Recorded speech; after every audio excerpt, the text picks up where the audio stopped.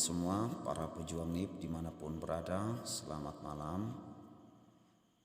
Berikut ini merupakan video rangkuman materi kompetensi pedagogik, di mana video ini sebenarnya adalah video yang saya buat secara pribadi berdasarkan FR atau pengalaman dari rekan-rekan yang sudah mengikuti tes SKB di beberapa hari yang lalu. Video ini saya buat sesuai dengan bahasa dan gaya belajar saya sendiri, di mana dengan video yang saya buat ini semakin banyak saya menonton atau membacakan materi-materi ini akan membuat daya ingat saya semakin kuat dan tajam. Untuk persiapan tes SKB ini saya sendiri akan mengikuti tes SKB pada tanggal 29 September 2020 pada sesi kedua.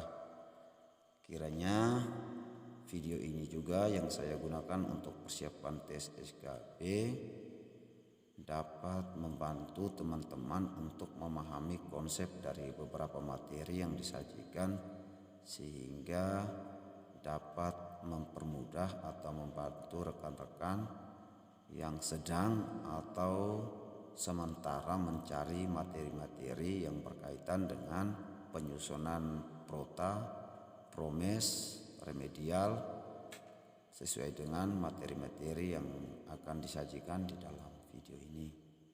Semoga video ini sangat bermanfaat dan mohon dukungan dari teman-teman untuk kita saling mendukung di dalam doa, sekiranya di tahun 2019 ini merupakan tahun keberuntungan bagi kita untuk mengabdi sebagai aparatur sipil negara. Terima kasih. Kita mulai materi yang pertama. Fungsi remedial. Yang pertama adalah fungsi korektif. Fungsi korektif ini berarti bahwa melalui pengajaran remedial dapat dilakukan pembetulan atau perbaikan terhadap hal-hal yang dipandang belum memenuhi apa yang diharapkan dalam keseluruhan proses pembelajaran.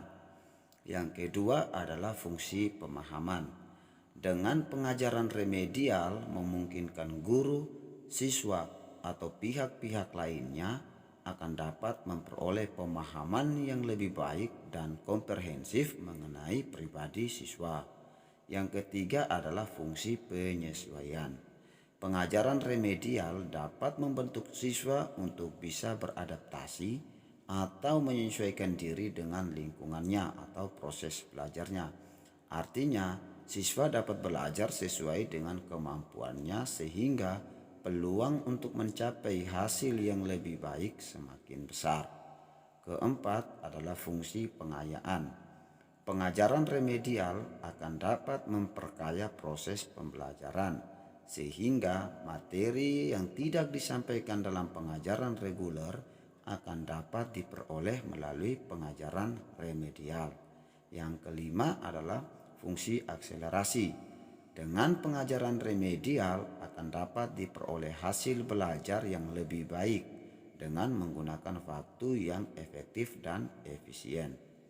Fungsi terapeutik ini berarti bahwa secara langsung atau tidak, pengajaran remedial akan dapat membantu menyembuhkan atau memperbaiki kondisi kepribadian siswa yang diperkirakan menunjukkan adanya penyimpangan. Jadi itu adalah fungsi-fungsi dari remedial. Selanjutnya adalah prinsip-prinsip umum penilaian hasil belajar siswa. Yang pertama adalah sahih. Berarti penilaian didasarkan data yang mencerminkan kemampuan yang dapat diukur. Yang kedua, objektif. Berarti penilaian harus didasarkan pada prosedur dan kriteria yang jelas, tidak dipengaruhi oleh subjektivitas penilai. Yang ketiga, adil. Berarti penilaian tidak menguntungkan atau jangan sampai merugikan peserta didik karena kebutuhan khusus atau perbedaan, baik itu agama, suku, budaya, adat istiadat, dan lain sebagainya. Namun secara kasat mata yang terjadi adalah faktor kedekatan, baik itu kerabat, saudara, atau keluarga. Ini sering menutup tentang prinsip adil. Yang keempat, terpadu. Berarti penilaian oleh pendidik merupakan salah satu komponen yang tidak terpisahkan dari kegiatan pembelajaran. Yang kelima adalah terbuka. Berarti prosedur penilaian, kriteria penilaian, dan dasar pengambilan keputusan dapat diketahui oleh pihak yang berkepentingan. Keenam, holistik atau menyeluruh dan berkesinambungan. Ini berarti bahwa penilaian oleh pendidik mencakup semua aspek kompetensi dengan menggunakan berbagai teknik penilaian yang sesuai untuk memantau perkembangan kemampuan peserta didik. Yang ketujuh adalah prinsip sistematis. Berarti penilaian dilakukan secara berencana dan bertahap dengan mengikuti langkah-langkah baku. Yang kedelapan, beracuan kriteria. Berarti penilaian didasarkan pada ukuran pencapaian kompetensi yang diterapkan. 9, akuntabel. Berarti penilaian dapat dipertanggungjawabkan baik dari segi teknik, prosedur maupun hasilnya. Jadi di sini teman-teman bisa mencari kata kunci dari setiap prinsip-prinsip penilaian yang ada. Sahih, kata kuncinya artinya dapat diukur. Objektif, artinya didasarkan pada prosedur dan kriteria yang jelas atau tidak dipengaruhi oleh subjektivitas penilai. Adil, kata kuncinya itu dicari.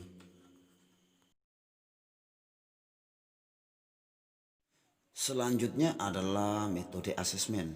Metode atau cara yang dapat digunakan dalam melaksanakan asesmen antara lain. 1. Observasi. Ini merupakan sebuah pengamatan yang dilakukan terhadap cara belajar siswa, baik itu tingkah laku siswa yang muncul pada saat siswa itu belajar. Jadi penilaiannya bisa digunakan melalui metode observasi. Yang kedua, tes atau evaluasi hasil belajar. Nah, ini diperoleh dengan cara memberikan tes pada setiap bidang pengajaran. Yang ketiga adalah metode wawancara, dilakukan terhadap orang tua atau keluarga dan siswa itu sendiri. Sedangkan alat yang digunakan untuk mengolah data yang diperoleh melalui metode di atas adalah yang pertama, checklist, yaitu memberikan tanda pada bagian yang telah ditentukan pada pedoman sesuai dengan kemampuan anak. Yang kedua, skala nilai, yaitu bentuk penilaian yang mengarah pada kemampuan atau prestasi belajar anak. Langkah-langkah dalam perancangan program tahunan meliputi yang pertama adalah menelaah kalender pendidikan dan ciri khas satuan pendidikan berdasarkan kebutuhan tingkat satuan pendidikan. Tahap kedua adalah menandai hari-hari libur, permulaan tahun pelajaran, minggu pembelajaran efektif, dan waktu pembelajaran efektif per minggu.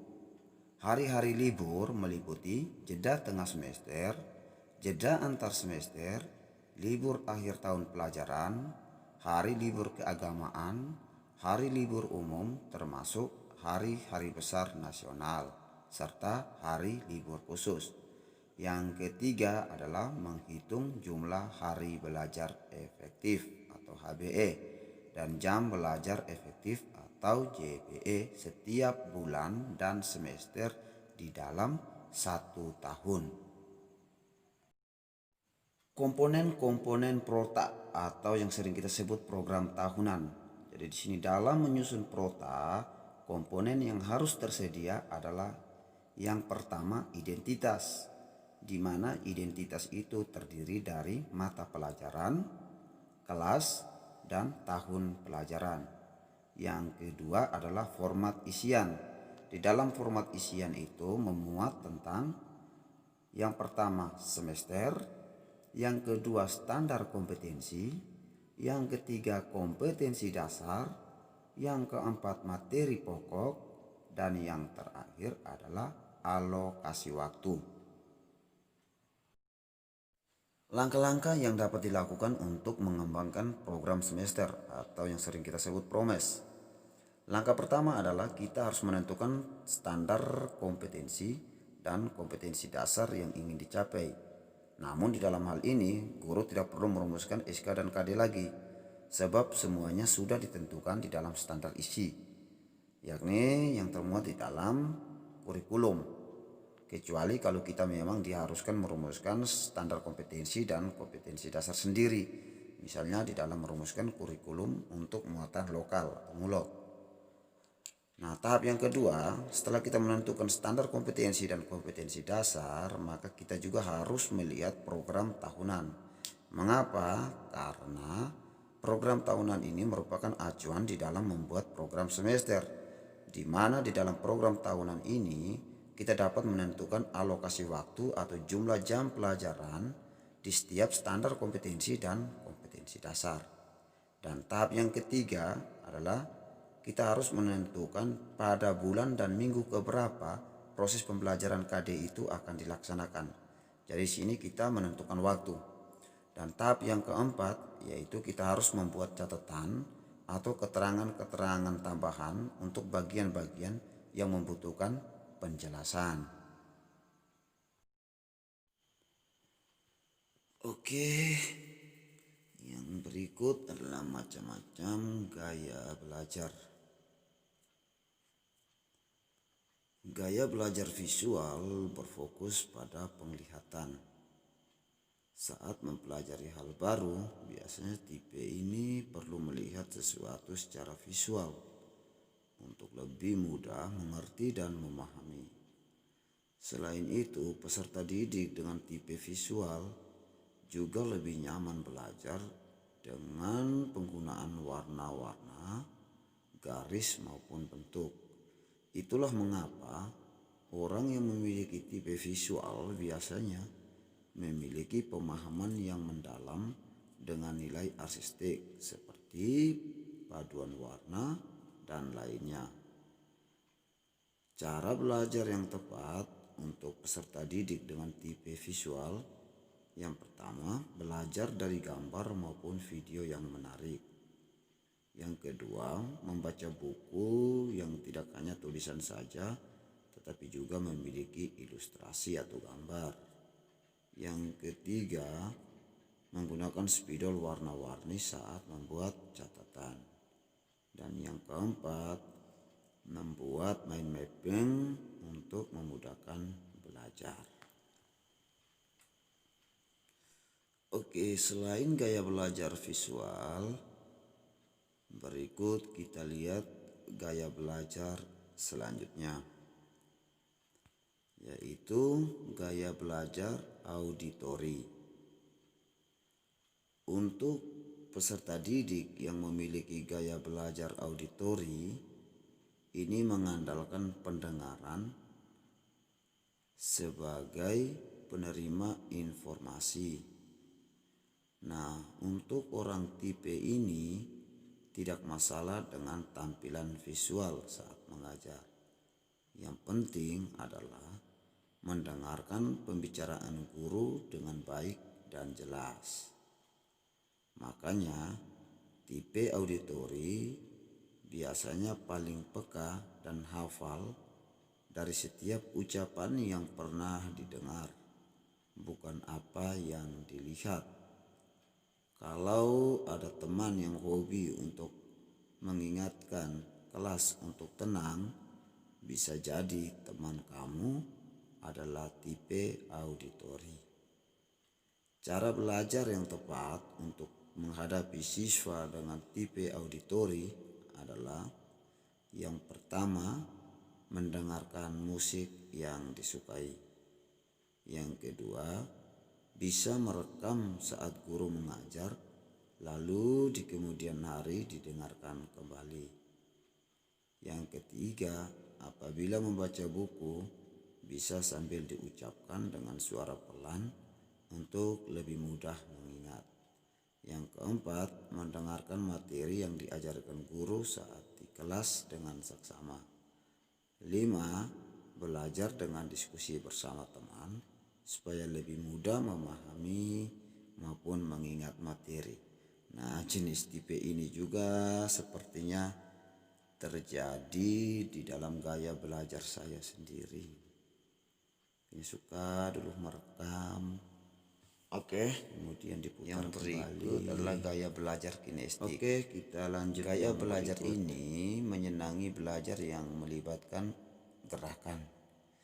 Biasanya orang yang tipe ini merasa lebih mudah mempelajari sesuatu, tidak hanya sekedar membaca buku tetapi juga mempraktikannya.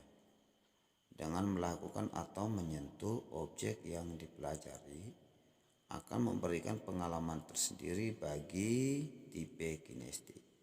Makanya orang yang memiliki gaya belajar tipe kinestik biasanya tidak betah berdiam lama-lama di kelas. Sehingga cara belajar yang tepat untuk siswa dengan tipe kinestik yang pertama, saat mendapatkan materi belajar, bila memungkinkan segera coba praktikkan. Kedua, belajar sambil melakukan aktivitas yang melibatkan gerakan, misalnya sambil berjalan atau sesederhana menjentikan jari. Yang ketiga, melakukan eksperimen dari materi yang didapatkan dari guru. Keempat, bisa mengunjungi tempat yang berhubungan dengan materi yang dipelajari. Misalnya untuk pelajaran sejarah, bisa mengunjungi museum atau situs-situs bersejarah. Mengikuti ekstrakurikuler seperti KIR atau kelompok ilmiah remaja. Nah, kenapa gaya-gaya belajar ini harus dipelajari? Karena berdasarkan FR dari rekan-rekan bahwa itu ada disajikan soal yang berkaitan dengan permasalahan-permasalahan yang dihadapi oleh guru di dalam kelas, khususnya menghadapi sifat-sifat atau karakteristik dari peserta didik yang menuntut kita untuk bisa memahami tipe atau gaya belajar yang cocok dalam menghadapi karakteristik anak. Makanya di dalam video ini juga saya coba untuk mencari materi yang berkaitan dengan gaya-gaya belajar anak.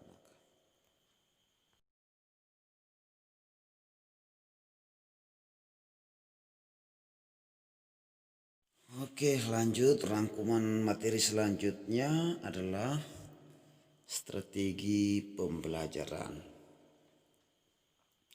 Nah, macam-macam strategi pembelajaran itu yang pertama kooperatif. Jadi kooperatif ini pada intinya adalah suatu strategi pembelajaran yang terstruktur secara sistematis di mana siswa-siswa bekerja sama dalam kelompok-kelompok kecil dengan anggota antara 4 sampai 5 orang secara heterogen. Artinya bercampuran.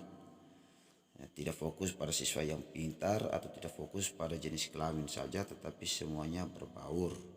Jadi tujuannya untuk mencapai tujuan pembelajaran. Jadi kata kunci dari strategi kooperatif ini adalah pembentukan siswa di dalam kelompok-kelompok kecil. Strategi yang kedua adalah problem solving, merupakan kerangka konseptual tentang proses pembelajaran yang menggunakan masalah-masalah real dalam kehidupan nyata atau otentik. bersifat tidak tentu, terbuka, dan mendua untuk merangsang dan menantang siswa berpikir kritis untuk memecahkannya. Jadi kata kunci dari problem solving ini adalah menyajikan masalah-masalah real. Jadi masalah-masalah real ini adalah masalah-masalah yang berkaitan dengan kehidupan nyata di sekitar siswa. Selanjutnya adalah strategi Project Based Learning atau PJBL. Ini merupakan strategi pembelajaran yang dikembangkan berdasarkan penerapan proyek dengan melibatkan siswa menyelidiki masalah dunia nyata. Jadi kata kuncinya adalah melibatkan siswa di dalam menyelidiki masalah dunia nyata atau masalah-masalah yang terjadi di dalam kehidupan nyata.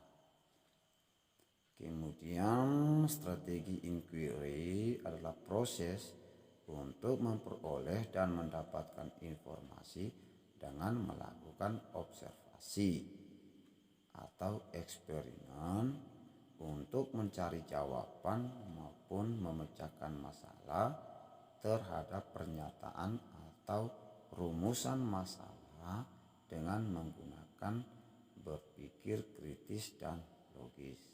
Jadi inquiry ini kata kuncinya ini adalah melakukan observasi atau pengamatan serta eksperimen. Eksperimen juga sering kita kenal dengan percobaan, lebih pada praktik.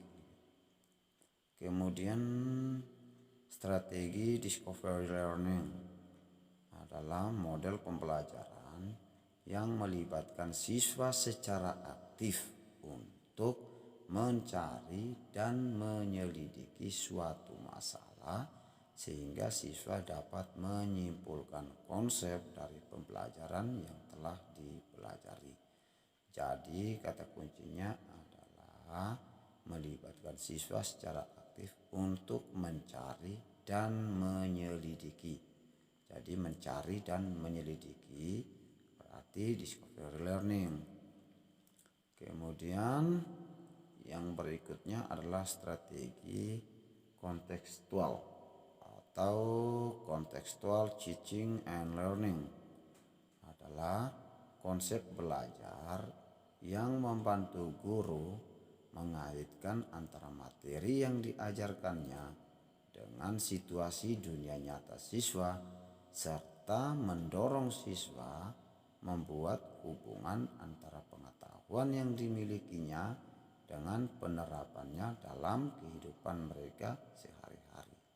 Jadi kata kunci dari contextual learning ini adalah mengajak siswa untuk membuat hubungan antara pengetahuan yang dimilikinya dengan penerapannya di dalam kehidupan mereka sehari-hari, atau mengaitkan antara materi yang dipelajari dengan kehidupan yang mereka alami setiap hari. Oke, yang berikut kita mengenal tentang media. Hal mendasar yang dapat diperhatikan guru dalam pemilihan media adalah karakteristik media. Nah, ada 3 karakteristik media, itu yang pertama fiksatif, manipulatif, dan distributif.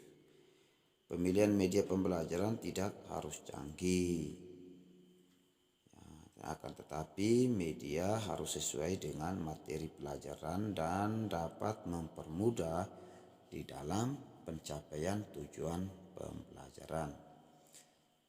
Ciri fiksatif yaitu menggambarkan kemampuan merekam, menyimpulkan, melestarikan, dan mengkonstruksi suatu peristiwa atau objek.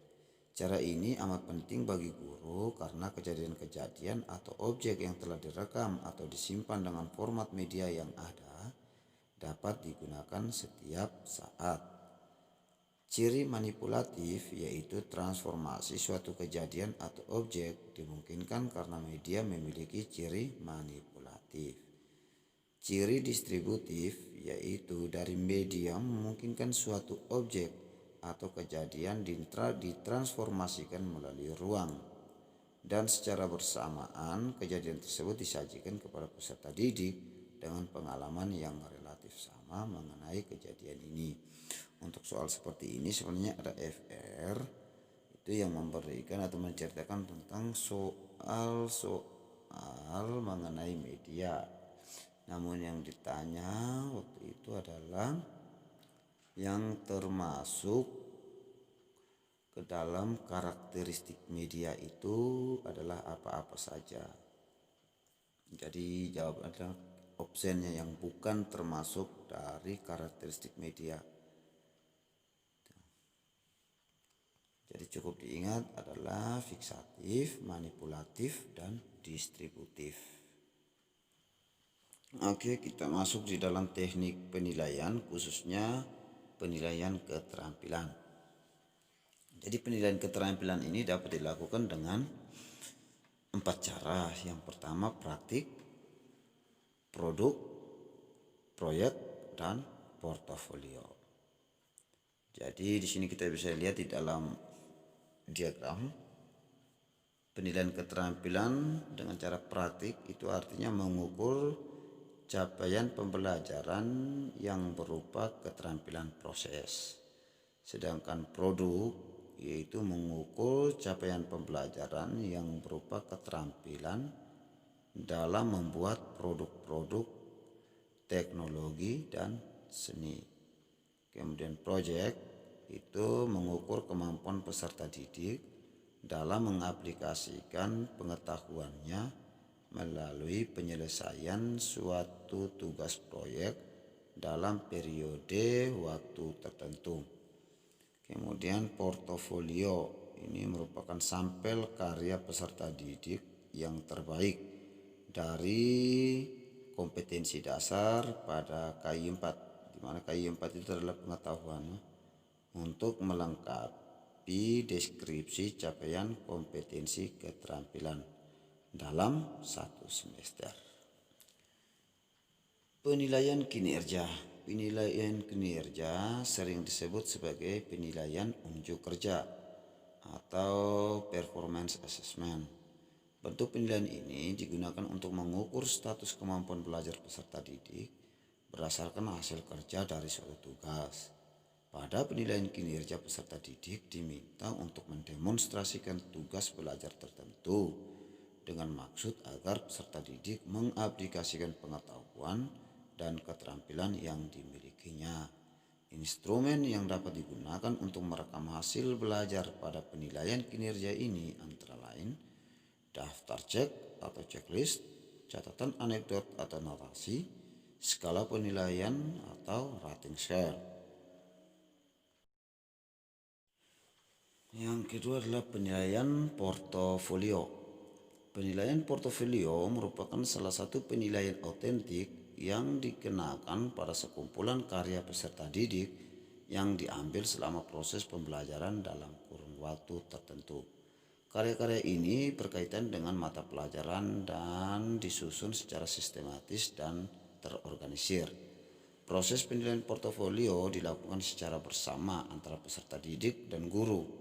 Hal ini dimaksudkan untuk menentukan fakta-fakta peserta didik dan proses bagaimana fakta-fakta tersebut diperoleh sebagai salah satu bukti bahwa peserta didik telah memiliki kompetensi dasar dan indikator hasil belajar sesuai dengan yang telah ditetapkan. Untuk melakukan penilaian portofolio secara tepat, perlu memperhatikan hal-hal seperti berikut ini. Jadi di dalam membuat portofolio kita juga harus wajib tahu bahwa di dalam menyusun portofolio juga memiliki syarat-syarat, yaitu yang pertama kesesuaian, kemudian saling percaya antara pendidik dan peserta didik, yang ketiga adalah kerahasiaan bersama antara pendidik dan peserta didik, kepuasan milik bersama antara pendidik, guru dan peserta didik, penilaian proses dan hasil.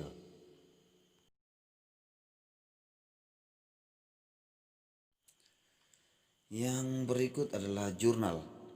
Jurnal belajar merupakan rekaman tertulis tentang apa yang dilakukan peserta didik berkaitan dengan apa yang telah dipelajari. Jurnal belajar ini dapat digunakan untuk merekam atau meringkas aspek-aspek yang berhubungan dengan topik-topik kunci yang dipelajari. Misalnya, perasaan siswa terhadap suatu pelajaran, kesulitan yang dialami, atau keberhasilan di dalam memecahkan masalah atau topik tertentu, atau berbagai macam catatan dan komentar yang dibuat siswa. Jurnal merupakan tulisan yang dibuat peserta didik untuk menunjukkan segala sesuatu yang telah dipelajari atau diperoleh dalam proses pembelajaran.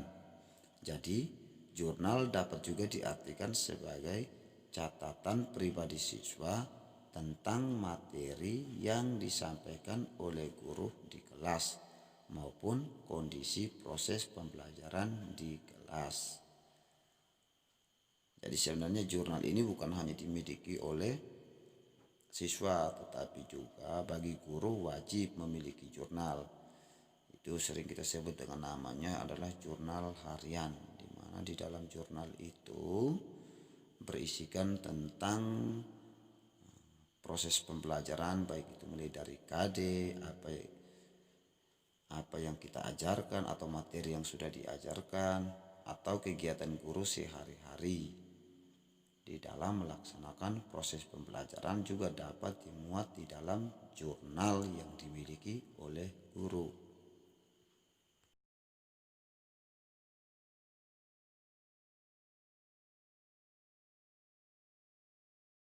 Oke, kita lihat selanjutnya. Di sini ada penilaian diri. Penilaian diri atau self assessment adalah suatu teknis penilaian di mana peserta didik diminta untuk menilai dirinya sendiri berkaitan dengan proses dan tingkat pencapaian kompetensi yang diperolehnya dalam pelajaran tertentu. Dalam proses penilaian diri bukan berarti tugas pendidik untuk menilai dilimpahkan kepada peserta didik semata dan terbebas dari kegiatan melakukan penilaian. Dengan penilaian diri diharapkan dapat melengkapi dan menambah penilaian yang telah dilakukan pendidik. Untuk melaksanakan penilaian diri oleh peserta didik di kelas perlu memperhatikan hal-hal seperti menentukan terlebih dahulu kompetensi atau aspek apa yang akan dinilai. Artinya guru memberikan sebuah batasan tentang aspek-aspek apa yang akan dinilai. Kemudian langkah berikutnya menentukan kriteria penilaian yang akan digunakan. Setelah itu merancang format penilaian yang akan digunakan seperti pedoman penskoran, daftar tanda cek atau skala penilaian. Peserta didik diminta untuk melakukan penilaian diri. Sedangkan pendidik mengkaji sampel hasil penilaian secara acak untuk mendorong peserta didik supaya senantiasa melakukan penilaian diri secara cermat dan objektif. Dan pendidik menyampaikan umpan balik kepada peserta didik yang didasarkan pada hasil kajian terhadap sampel hasil penilaian yang diambil secara acak.